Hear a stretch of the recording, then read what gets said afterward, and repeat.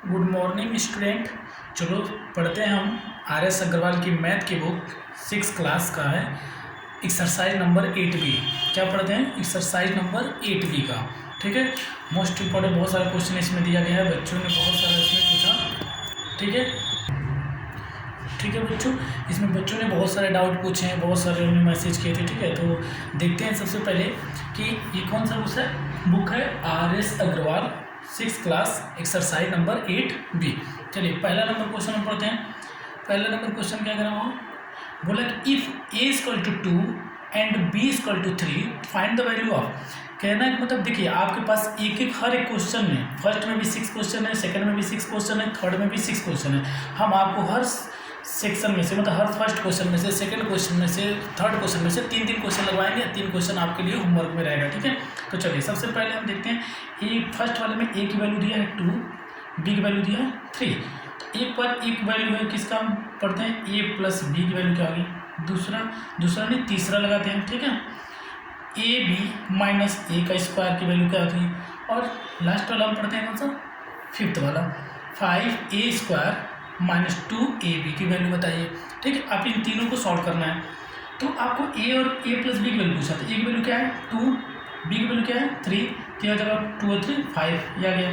यहाँ पे AB minus A square, AB मतलब A क्या है 2, B क्या है 3 माइनस A स्क्वायर मतलब 2 का स्क्वायर रख दिए। देखो A इंटू B, क्योंकि AB का मतलब A इंटू B, तो हो जाएगा 2 3 6 माइनस 2 का स्क्वायर क्या होता है 4, और 6 में से 4 जाएगा तो 2। हमारे पास आंसर क्या हो गया 2। AB माइनस A स्क्वायर की वैल्यू होगी 2। अब ये वाला क्वेश्चन देखते हैं।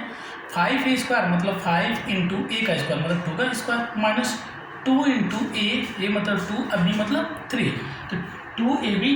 तो यहाँ पे 5 तो 5 रहेगा, 2 का स्क्वायर 4 माइनस 2 2 4 4 3 12, और 4 5 5 4 20 माइनस 12, और 20 में से 12 जाएगा क्या है हमारे पास आंसर 8, क्योंकि देखो हमने 5 की जगह 5 रखा है, स्क्वायर की जगह 2 का स्क्वायर। ठीक है, बस ऐसे सिंपल है तरीका, बस उसकी वैल्यू जो दिया गया वहाँ पे पुट कर दो, क्योंकि A की वैल्यू क्या है 2 और B की वैल्यू 3, उसकी जगह पर रखो। जो स्क्वायर है तो स्क्वायर करो, क्यूब है तो क्यूब करो, मल्टीप्लाई है तो मल्टीप्लाई करो, बस ये हो गया। चलो सेकंड नंबर में क्वेश्चन में देखते हैं। सेकंड वाला क्या बोल रहा है बाबू, सेकंड नंबर क्वेश्चन। सेकंड आपसे बोल रहा है कि x equal to 1, y equal to 2, z equal to 5, तो फाइंड द वैल्यू ऑफ। अब इस 6 इक्वेशन दिए गए हैं सब। ठीक है, इसमें से आपको वैल्यू फाइंड आउट करनी है। तो पहले x की वैल्यू लिख लेते हैं, क्या दिया 1, y की वैल्यू 2 और z की वैल्यू 5। ठीक है, ये वैल्यू आपको पहले नोट के लिए।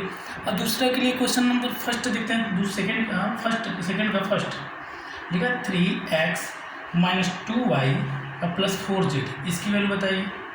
उसका क्या है, हम लेते हैं थर्ड नंबर क्वेश्चन, थर्ड इसी में थे, सेकेंड का थर्ड। ठीक है, क्या कह रहा है 2x का स्क्वायर माइनस 3y का स्क्वायर प्लस z का स्क्वायर। ठीक है, बस इसकी वैल्यू पुट करो, सॉल्व करो। देखो यहाँ पे 3 है तो 3 तो कॉन्स्टेंट वैल्यू, 3 को 3 लिख देंगे। x वैल्यू क्या है हमारे पास 1, ठीक है, माइनस 2 इंटू वाई की वैल्यू क्या है 2, ब्रैकेट ऐसे बंद कर देंगे, प्लस 4 इंटू जेड, तो 4 इंटू जेड की वैल्यू क्या है 5, तो 3 बन जाए 3, 2 2 जा 4, अब प्लस 4 5 जा 20, ये हो गया। देखो ये डमास का रूल इसमें आ गया, जो प्लस वाले सिंबल है उसको एक साथ कर लेंगे, माइनस वाले को उसमें से सब्ट्रैक्ट कर देंगे। तो प्लस वाला कौन सा, देखो 3 प्लस का है और 20 भी प्लस का है, दोनों जोड़ के 23 माइनस 4, 23 में से माइनस 4 करेंगे तो आएगा हमारे पास 19। आंसर क्या है हमारे पास 19। ठीक है, अब ये देखिए 2x स्क्वायर लिखा है, मतलब 2 इंटू एक्स स्क्वायर मतलब 1 का स्क्वायर रख दिए वहाँ पे, देखिए। ठीक है, अब यहाँ पे 3 इंटू वाई का स्क्वायर, क्योंकि 3y स्क्वायर है तो y का मतलब 2 का स्क्वायर प्लस z का स्क्वायर मतलब 5 का स्क्वायर हमने रख दिया। देखो जो वैल्यू दी थी हमने उसकी जगह पे क्या कर दिया, ऐसे अच्छे से पुट कर दिया बस। उसके बाद क्या करेंगे, 1 का स्क्वायर 1 होता है, 1 का स्क्वायर 1 ही होता है, तो 2 जा 2 हो जाएगा, 2 का मल्टीप्लाई करके तुम्हारे यहाँ 2 का स्क्वायर क्या होता है, 2 का स्क्वायर क्या होता है 4, तो 4 3 जा 12 प्लस 5 का स्क्वायर क्या होता है 25। अब इसमें भी देखो दमास आ गया, जो प्लस प्लस एक साथ कर लो। देखो यह है प्लस और यह है प्लस, दोनों का ऐड करोगे कितना जो है 27, और 27 माइनस 12, क्योंकि माइनस है यार, 12 माइनस का है। अब 27 में से 12 घटाएंगे तो आपके पास आएगा 15, क्या है वो 15, आंसर आ गया हमारे पास 15। चलिए अब हम थर्ड नंबर क्वेश्चन देखते हैं। थर्ड नंबर क्वेश्चन क्या कह रहा है हमारे पास, ठीक है। अब थर्ड नंबर क्वेश्चन देखते हैं। थर्ड नंबर क्वेश्चन क्या करें, यहाँ पे लिखा है कि आपको 1 मिनट, थर्ड नंबर क्वेश्चन आपको हम पूरा दिखाते हैं, एक पूरा इसको भी रहने दीजिए, आप देखते रहिए, समझते रहिए। थर्ड नंबर क्वेश्चन क्या कह रहा है? थर्ड नंबर क्वेश्चन कह रहा है p इक्वल टू -2, क्या दे रहा है? p इक्वल टू -2, देखो p equal to -2, q equal to -1 और r इक्वल टू 3। r की वैल्यू क्या है? 3 है। देखो p की वैल्यू दी है -2, q की वैल्यू -1, r की वैल्यू +3। और आपको इक्वेशन क्या दे रहा है? किसका वैल्यू पूछ रहा है? इक्वेशन क्या है? थर्ड का पहला देखिए क्या लिखा है? p square plus q square minus r square. क्या लिखा है? फर्स्ट का p square plus q square minus का r स्क्वायर, इसकी वैल्यू बताइए। थर्ड वाले को देखिए, थर्ड में क्या, थर्ड देखिए क्या कर रहा है? वह p minus q minus r की वैल्यू फाइंड आउट करनी है, ठीक है। और इसी थर्ड का फिफ्थ वाला क्वेश्चन देखिए, थर्ड का फिफ्थ वाला क्या कह रहा है? वो लिखा है 3p square q plus 5p q square plus 2p q r, ठीक है। बस देखिए जो इक्वेशन दिया उसको मैंने लिख दिया। अब इसकी जो जो वैल्यू है उसको पुट कर देंगे। आप लोग ने इसको देख लिया होगा, इसको फोल्ड कर देते हैं, ठीक है। इसको आप लोग देख लिया, फिर आसानी से और आपको दिखेगा इसमें सॉल्यूशन होगा तो, ठीक है। चलिए, आपके पास p की वैल्यू, q की वैल्यू, r की वैल्यू दे दिया गया है और 3 इक्वेशन है, 3 इक्वेशन की वैल्यू पूछ रहा है। तो देखो पहले क्या बोला? p square plus q square minus r, तो p स्क्वायर मतलब -2 का स्क्वायर प्लस q स्क्वायर मतलब -1 का स्क्वायर, r स्क्वायर मतलब 3 का स्क्वायर, ठीक है। अब किसी भी माइनस का स्क्वायर हम कभी करते हैं तो प्लस हो जाता है। याद रखिएगा, किसी भी नंबर का अगर माइनस है उसका स्क्वायर करते हैं तो क्या होता है? प्लस। तो -2 का स्क्वायर क्या हो जाएगा? +4, क्या हो जाएगा? +4। क्यों ऐसा होता है? क्योंकि स्क्वायर का मतलब वही होता है, उसी नंबर का उसी नंबर मल्टीप्लाई। तो -2 का स्क्वायर करोगे तो -2 इंटू -2 करोगे तो 2 2 4 माइनस में मिलकर क्या हो जाता है? प्लस हो जाता है, इसलिए ऐसा होता है। अब यहाँ -1 का स्क्वायर भी क्या हो जाएगा? +1, और ये तो माइनस इसके साथ यहाँ पे 3 का स्क्वायर होता है 9, हो गया। हमने 3 का स्क्वायर 9 लिख दिया, माइनस तो उसके बाहर था, उसमें नहीं था, ठीक है। अब हम देखेंगे ये दोनों प्लस के हैं, इन दोनों को हम ऐड करेंगे तो क्या आएगा? 5 माइनस 9। अब देखो 9 में से 5 जगह तो क्या बचेगा? 4, लेकिन बड़ा कौन है? 9, इसलिए इसके आगे माइनस है तो यहाँ भी क्या हो जाएगा? माइनस हो जाएगा, क्या हो जाएगा? माइनस। चलिए p minus Q minus r देखते हैं। p की वैल्यू क्या है हमारे पास? -2, q की वैल्यू क्या है हमारे पास? -1, r की वैल्यू क्या है हमारे पास? 3 रख दी हमने। देखो ब्रैकेट बना के रखे हैं, माइनस को बाहर रहने दीजिए, जो ये माइनस इसके आगे इसको रहने दो, लेकिन इनको ब्रैकेट में आप कंपेयर करोगे। -2, ये माइनस मान मिल +1, ये -3। देखो 2 में से 1 जगह चाहे माइनस को एक साथ ऐड करोगे तो क्या होगा? -5, क्योंकि -2 -3 -5 हो गया +1। अब 5 में से 1 जगह तो 4 बचेगा, लेकिन माइनस और प्लस माइनस होता है, तो 5 में से 1 गया 4। इन दोनों बड़ा कौन है? 5, तो 5 के आगे माइनस है तो यहाँ पे क्या हो जाएगा? माइनस, क्या हो जाएगा? माइनस। थोड़ा ये वाला क्वेश्चन देखते हैं, थर्ड का फिफ्थ वाला थोड़ा बड़ा है, लेकिन आप लोग के लिए आसानी से कर देते हैं। देखिए कैसे होगा? ये 3 है तो 3 को ऐसे लिख दिए, ये सब मल्टीप्लाई में है, इंटू p का स्क्वायर मतलब -2 का स्क्वायर करेंगे। क्या करेंगे? -2 का स्क्वायर इंटू q क्या है? -1 प्लस 5 इंटू p मतलब -2। देखो ब्रैकेट बनाना है, क्योंकि माइनस उनके साथ सिंबल में है तो ब्रैकेट बनाना है, ठीक है, ध्यान देना। q की वैल्यू क्या है? q स्क्वायर मतलब -1 का स्क्वायर, फिर हमारे पास क्या है? +2, p की वैल्यू फिर -2, q की वैल्यू -1, r की वैल्यू 3 हमने रख दिया। हमने क्या किया? रख दिया, बस वैल्यू पुट किया, सबको ब्रैकेट बना के उसको छोटे कर दिया, क्योंकि उनके साथ सिंबल है माइनस ना, इसलिए हमको ब्रैकेट बनाना पड़ेगा, क्योंकि प्लस रहता है तो कोई बात नहीं। अब यहाँ पे आप सॉल्यूशन करो, देखो कैसे सॉल्यूशन होगा। 3, अच्छा माइनस का हमने स्क्वायर बताया था क्या होता है? प्लस, तो -2 का स्क्वायर क्या हो जाएगा? +4, अब 4 3 जा 12 हो गया, क्या हो गया? 12। और 12 का इंटू -1 में करेंगे तो क्या हो जाएगा? 12 1 जा 12, लेकिन माइनस प्लस फिर से माइनस हो जाएगा। अब ठीक है, यहाँ तक ये देखो -2 है और यह -1 का स्क्वायर है, तो -1 का स्क्वायर 1 + 1 हो जाएगा। अब +1 का इंटू 2 में करेंगे तो -2 में करेंगे तो -2 का इंटू 10 5 में करेंगे तो 5 हो जाएगा 10, वो भी माइनस का 10, क्या जाएगा? माइनस का 10। अब यहाँ देखो -2 -1 का मल्टीप्लाई +2, अब +2 3 जा 6 6 2 जा 12, ये क्या आ जाएगा? प्लस का 12। देखो तो प्लस का 12 माइनस का 12 क्या हो गया? कैंसिल आउट, हमारे पास बच गया माइनस का 10 आंसर। क्या आ गया हमारे पास? माइनस का 10। देखो 2 माइनस मिलकर प्लस हो जाता है, याद रखना, 2 माइनस मिलेगा तो मल्टीप्लाई में प्लस हो जाएगा। उसके बाद आपके क्या बचेगा?